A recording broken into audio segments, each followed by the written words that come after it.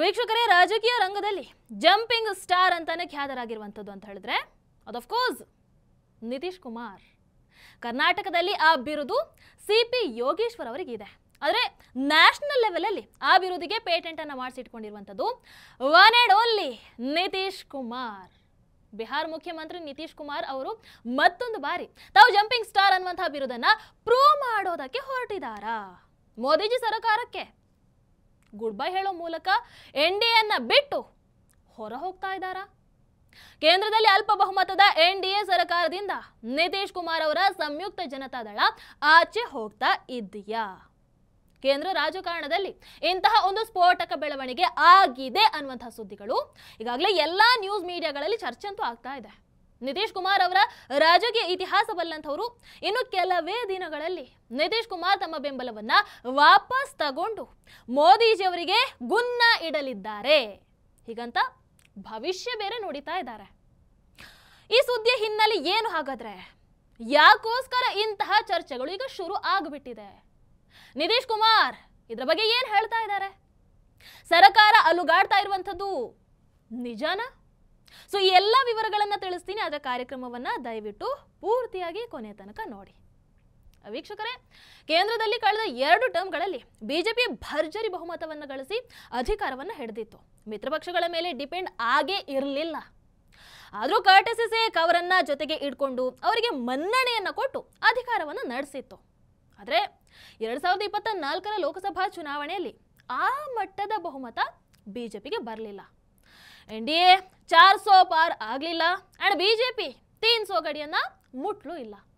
ಆದರೂ ಅತಿ ದೊಡ್ಡ ಪಕ್ಷವಾಗಿ ಹೊರಹೊಮ್ಮಿದ್ದು ಅಫ್ಕೋರ್ಸ್ ಬಿಜೆಪಿನೇ. ಸೊ ಈ ಬಾರಿ ಬಿಜೆಪಿಗೆ ಎನ್ಡಿಎ ಮಿತ್ರ ಪಕ್ಷಗಳ ಸಪೋರ್ಟ್ ಬಹಳ ಅಗತ್ಯ ಆಯಿತು. ಆಂಧ್ರದಿಂದ ಚಂದ್ರಬಾಬು ನಾಯ್ಡು ಅಂಡ್ ಅದೇ ರೀತಿ ಬಿಹಾರದಿಂದ ನಿತೀಶ್ ಕುಮಾರ್ ಇವರು ಆಪತ್ ಬಾಂಧವರ ತರ ಬಂದು ಬಿಡ್ತಾರೆ. ಮೋದಿಜಿಯವರ ರಾಷ್ಟ್ರೀಯವಾದ ಅಂಡ್ ಹಿಂದುತ್ವ ಮಂತ್ರಗಳಿಗೆ ಅದರ ಜೊತೆಗೆ ಅಭಿವೃದ್ಧಿ ಮಂತ್ರಕ್ಕೆ ತಲೆಬಾಗಿ ಬೇಷರತ್ ಬೆಂಬಲವನ್ನು ಕೂಡ ಕೊಡ್ತಾರೆ. ಆದರೆ ಮೋದಿಜಿಗೆ ಮಾತ್ರ ಅಲ್ಲ, ಇಡೀ ದೇಶಕ್ಕೆ ನಂಬಿಕೆ ಇರಲಿಲ್ಲ. ಬೋತ್ ಚಂದ್ರಬಾಬು ನಾಯ್ಡು ಅಂಡ್ ನಿತೀಶ್ ಕುಮಾರ್ ಸರಿಯಾದ ಸಮಯಕ್ಕೆ ಕೈಯನ್ನು ಕೊಡೋದ್ರಲ್ಲಿ ಎತ್ತಿದ ಕೈ. ಇವರಿಬ್ರು ಕೂಡ ಹಲವಾರು ಬಾರಿ ಆ ರೀತಿಯಾದಂತಹ ವರ್ತನೆಯನ್ನ ತೋರಿಸಿದ್ದಾರೆ. ತಮ್ಮ ಸ್ವಂತ ಹಿತಕ್ಕಾಗಿ ಅಥವಾ ತಮ್ಮ ಪಕ್ಷದ ಲಾಭಕ್ಕಾಗಿ ಅಂಡ್ ಸಮಟೈಮ್ಸ್ ತಮ್ಮ ರಾಜ್ಯದ ಹಿತಾಸಕ್ತಿಗಾಗಿ ಇವರು ಸರ್ಕಾರವನ್ನು ಅಲ್ಲಾಡಿಸುವಂತಹ ಕೆಲಸವನ್ನ ಬಹಳ ಸಲ ಮಾಡಿದ್ದಾರೆ. ಹೀಗಾಗಿ ಕೇಂದ್ರ ಸರ್ಕಾರಕ್ಕೆ ಇವರಿಬ್ಬರ ಬಗ್ಗೆ ಒಂದು ಭಯ ಸದಾ ಇದ್ದೇ ಇರುತ್ತೆ. ಆದರೆ ಈ ಬಾರಿ ಚಂದ್ರಬಾಬು ನಾಯ್ಡು ಮೋದಿಜಿಯವರ ಸರ್ಕಾರಕ್ಕೆ ಯಾವತ್ತಿಗೂ ತೊಂದರೆ ಆಗೋದಕ್ಕೆ ಬಿಡಲ್ಲ ಅಂತ ಅಭಯವನ್ನು ನೀಡಿದ್ದಾರೆ. ಅದಕ್ಕೆ ಕಾರಣ ಪವನ್ ಕಲ್ಯಾಣ್ ಅನ್ನುವಂತಹ ಹಿಂದೋ ಫೈರ್ ಬ್ರ್ಯಾಂಡ್. ಆಂಧ್ರದಲ್ಲಿ ಇವರಿಬ್ಬರ ಜಂಟಿ ಸರ್ಕಾರ ಅಧಿಕಾರದಲ್ಲಿರುವಂಥದ್ದು. ಸೊ ಅದು ಉಳಿಬೇಕು ಅಂತ ಹೇಳಿದ್ರೆ ಚಂದ್ರಬಾಬು ನಾಯ್ಡು ಅವರಿಗೆ ಮೋದಿಜಿಯನ್ನು ಬೆಂಬಲಿಸುವಂಥದ್ದು ಅನಿವಾರ್ಯ. ಇಲ್ಲಿ ಅಫ್ಕೋರ್ಸ್ ಮೋದಿಜಿ ಕೂಡ ಆಂಧ್ರ ಪ್ರದೇಶಕ್ಕೆ ಈ ಬಾರಿ ಬಜೆಟ್ನಲ್ಲಿ ಬಹಳಷ್ಟು ಫಂಡ್ ಬೇರೆ ಮೀಸಲಿಟ್ಟಿದ್ದಾರೆ. ಅದ್ರ ಜೊತೆಗೆ ಕೇಂದ್ರ ಸರ್ಕಾರದಲ್ಲೂ ಕೂಡ ನಾಯ್ಡು ಬಣಕ್ಕೆ ಮಾನ್ಯತೆ ಬೇರೆ ಕೊಟ್ಟಿದ್ದಾರೆ. ಇನ್ನು ನಿತೀಶ್ ಅವರ ವಿಚಾರಕ್ಕೆ ಬಂದ್ರೆ 73 ವರ್ಷದ ಜಂಪಿಂಗ್ ಸ್ಟಾರ್ ಈಗ ಕಂಪ್ಲೀಟ್ ಆಗಿ ಬದಲಾಗ್ಬಿಟ್ಟಿದ್ದಾರೆ. ನಿಮಗೆ ನೆನಪಿರಬಹುದು, ಒಂದು ಕಾಲದಲ್ಲಿ ಮಾಜಿ ಪ್ರಧಾನಿ ದೇವೇಗೌಡರು ಮೋದಿಜಿಯವರನ್ನ ದ್ವೇಷ ಮಾಡ್ತಾ ಇದ್ರು. ಆ ದ್ವೇಷದ ಮನಸ್ಥಿತಿಯಲ್ಲಿ ಮುಂದಿನ ಜನ್ಮ ಅಂತ ಇದ್ರೆ ನಾನು ಮುಸಲ್ಮಾನನಾಗಿ ಹುಟ್ಟುತ್ತೀನಿ ಅಂತ ಕೂಡ ಹೇಳಿದ್ರು. ಆದರೆ ಮೋದಿಜಿಯವರ ವ್ಯಕ್ತಿತ್ವ, ಅವರ ಆ ರಾಷ್ಟ್ರ ಪ್ರೇಮವನ್ನ ಕಂಡು ಇವನ್ ದೇವೇಗೌಡರ ಮನಸ್ಸು ಕೂಡ ಬದಲಾಗಿ ಹೋಯ್ತು ನೋಡಿ. ಈಗ ಮೋದಿಜಿಯವರನ್ನ ಅವರೇ ಮನಸಾರೆ ಹೊಗಳ್ತಾರೆ, ಅವರಿಗೆ ಬೇಷರತ್ತು ಬೆಂಬಲ ಬೇರೆ ಕೊಡ್ತಾರೆ. ದೇವೇಗೌಡರ ಹಾದಿಯಲ್ಲೇ ಈಗ ನಿತೀಶ್ ಕುಮಾರ್ ಅವರು ಕೂಡ ಇದ್ದಾರೆ. ಒಂದು ಕಾಲದಲ್ಲಿ ಮೋದಿಜಿಯವರ ವಿರುದ್ಧ ಮಾತುಗಳನ್ನು ಆಡ್ತಾ ಇದ್ದಂತಹ ಇದೇ ನಿತೀಶ್ ಕುಮಾರ್ ಈಗ ಒಬ್ಬ ಫ್ಯಾನ್ ಬಾಯ್ ತರ ಬದಲಾಗ್ಬಿಟ್ಟಿದ್ದಾರೆ. ಮೋದಿಜಿಯವರ ಬಗ್ಗೆ ಅಪಾರ ಗೌರವವನ್ನ ಕೂಡ ಇಟ್ಕೊಂಡಿದ್ದಾರೆ. ನೀವು ಅದನ್ನ ಪ್ರತ್ಯಕ್ಷವಾಗಿ ಬಹಿರಂಗವಾಗಿ ಕೂಡ ವೇದಿಕೆಗಳಲ್ಲಿ ಬಹಳಷ್ಟು ಬಾರಿ ನೋಡಿದ್ದೀರಿ. ಸೊ ಈ ಬಾರಿ ಎನ್ಡಿಎ ಮೈತ್ರಿಕೂಟದಲ್ಲಿ ನಿತೀಶ್ ಅವರದು ಕೂಡ ಒಂದು ದೊಡ್ಡ ಪಾಲಿದೆ. ಅಫ್ಕೋರ್ಸ್ ಸರ್ಕಾರಕ್ಕೆ ಅವರ ಪಕ್ಷ ಕೂಡ ಒಂದು ಮುಖ್ಯ ಪಿಲ್ಲರ್. ಸರ್ಕಾರ ರಚನೆ ಆಗುವಂತಹ ಸಮಯದಲ್ಲಿ ಎಲ್ಲರ ಕಣ್ಣು ಇದ್ದಂಥದ್ದು ನಿತೀಶ್ ಕುಮಾರ್ ಅವರ ಮೇಲೆ. ಅವರನ್ನ ಆಪರೇಷನ್ ಮಾಡೋದಕ್ಕೆ ಇಂಡಿಯನ್ಸ್ ಅಂತೂ ಕಾಯ್ತಾ ಇತ್ತು. ಪ್ರಧಾನಿ ಪಟ್ಟದ ಆಸೆ ಕೂಡ ತೋರಿಸಿತ್ತು. ಕುತೂಹಲಕಾರಿ ಘಟ್ಟದಲ್ಲಿದ್ದಾಗ ನಿತೀಶ್ ಕುಮಾರ್ ಅವರು ಬಿಗ್ ಡಿಸಿಷನ್ ಅನ್ನ ತಗೊಳ್ತಾರೆ. ನಾನು NDA ಕೈಯನ್ನ ಬಿಡಲ್ಲ, ಮೋದಿಜಿ ಸರ್ಕಾರಕ್ಕೆ ನಾನು ಬೆಂಬಲವನ್ನು ಕೊಡ್ತೀನಿ ಅಂತ. ಹಾಗೆ NDA ಸರ್ಕಾರ ಅಸ್ತಿತ್ವಕ್ಕೆ ಬರುತ್ತೆ. ಅದೆಲ್ಲ ಆಗಿ ಈಗ ಆಲ್ಮೋಸ್ಟ್ 6-7 ತಿಂಗಳು ಆಗೋಗಿದೆ. ಈಗ ಮೀಡಿಯಾಗಳ ಮೂಲಕ ಅಪಸ್ವರಗಳು ಕೇಳಿ ಬರ್ತಾ ಇವೆ. ಏನು ಅಪಸ್ವರ?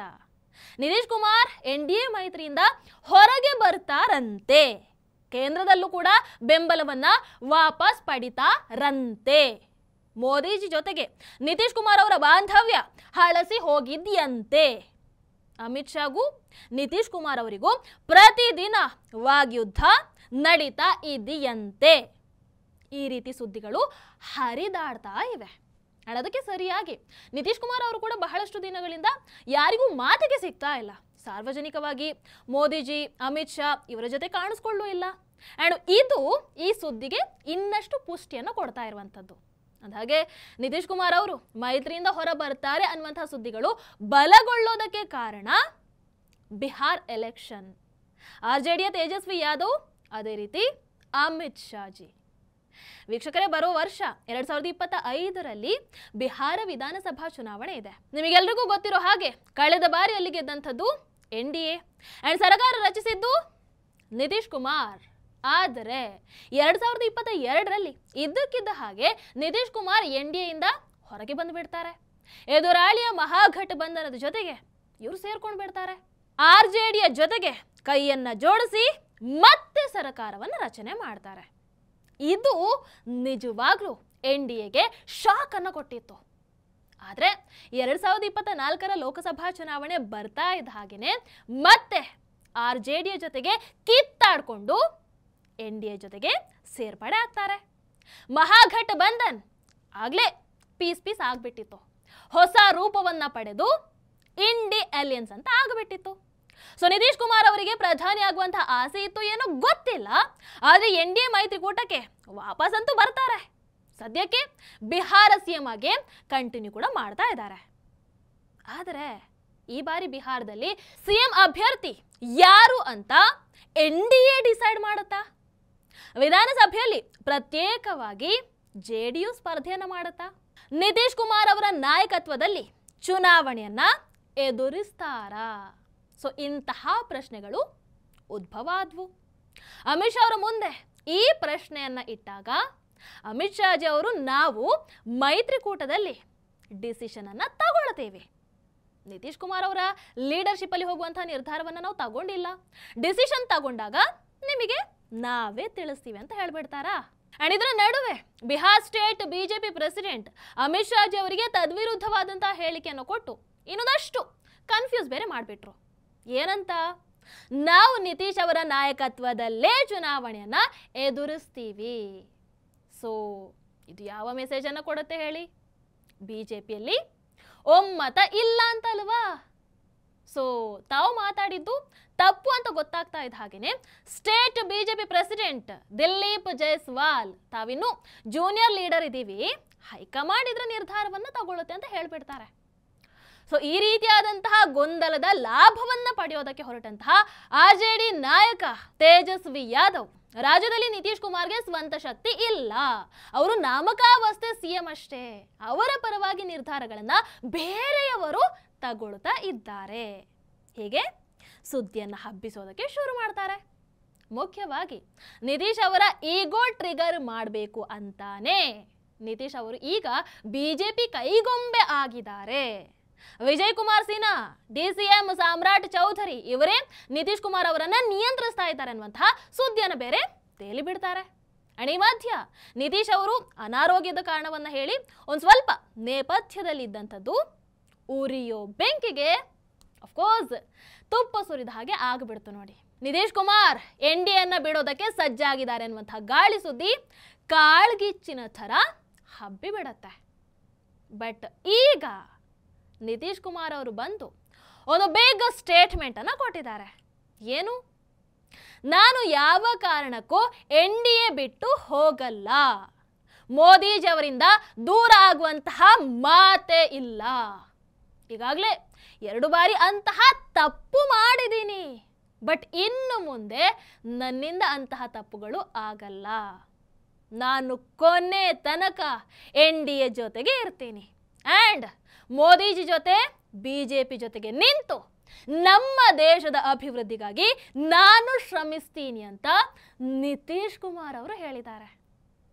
ಮೋದಿಜಿ ಮತ್ತು ಅಮಿತ್ ಶಾ ಅವರ ಜೊತೆಗೆ ತಮಗೆ ಯಾವ ಭಿನ್ನಾಭಿಪ್ರಾಯ ಕೂಡ ಇಲ್ಲ. ನಾಳೆ ನಾನು ದೆಹಲಿಯಲ್ಲಿ ಮೋದಿಜಿ ಅದೇ ರೀತಿ ಅಮಿತ್ ಶಾಜಿ ಅವರನ್ನ ಭೇಟಿ ಕೂಡ ಆಗ್ತಾ ಇದ್ದೀನಿ.